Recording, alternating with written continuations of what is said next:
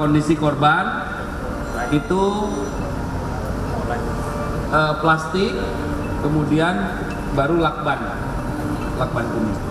Awalnya korban naik membawa tas gendong dan tas belanja, kemudian saat turun korban sudah tidak membawa tas gendong dan tas belanja. Polisi membeberkan sejumlah temuan dalam penyelidikan kasus kematian diplomat muda terlakban Arya Daru di kamar indekosnya. Polisi menyebut Arya Daru ditemukan tewas dengan kondisi wajah tertutup plastik dan terlilit lakban. Polisi juga membenarkan informasi yang menyebut Daru sempat berada di rooftop gedung Kemlu pada malam sebelum ia ditemukan tewas. Hal lainnya yang disebut polisi adalah Daru meninggalkan tasnya setelah berada lebih dari 1 jam di rooftop Kemlu.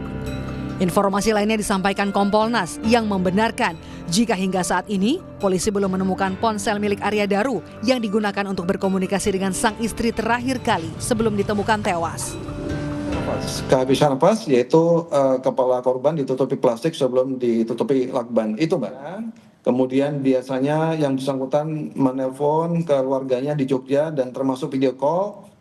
Kemudian tahu-tahu telepon beliau itu jam 21.00 itu off karena tidak tahu sebabnya kenapa, dan penyidik juga ketika mendatangi TKP di kamar kosan, kalau nggak salah kamar 105 di Kondia di kosan tersebut itu tidak menemukan ponsel.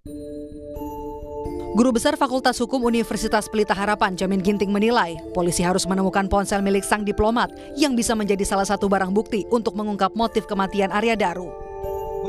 Mengapa HP-nya sampai sekarang tidak ditemukan? Nah, kalau orang bunuh diri, biasanya dia meninggalkan pesan, Pak. Dia meninggalkan pesan tertentu untuk sebelum dia mengakhiri hidupnya. Nah, ini tidak ada pesan, tidak ada pesan apapun. Ini kan curigaan. Berarti kemungkinannya ada orang lain yang menginginkan kematiannya begitu.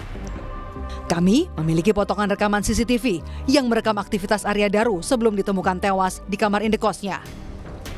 7 Juli 2025, Arya Daru Pangayunan terekam CCTV berada di rooftop Kemlu pada pukul 21.43 malam selama 1 jam 26 menit.